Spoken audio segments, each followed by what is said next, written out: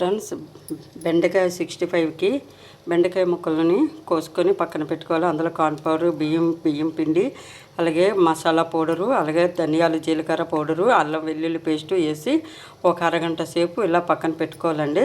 పెట్టుకుంటే మనకి ఏంటంటే ఉప్పు కారం అన్నీ ఎక్కుతాయి కదా, అప్పుడు మనకి 65 చాలా బాగుంటుంది. ఆయిల్ వేడెక్కుతుంది ఫ్రెండ్స్.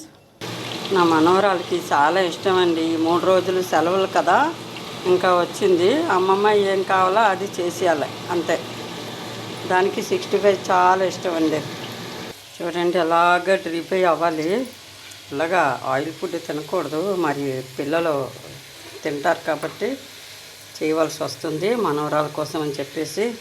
నేనైతే ఇలా చేయనండి, నాకు అస్సలు ఇష్టం ఉండదు ఆయిల్ ఫుడ్.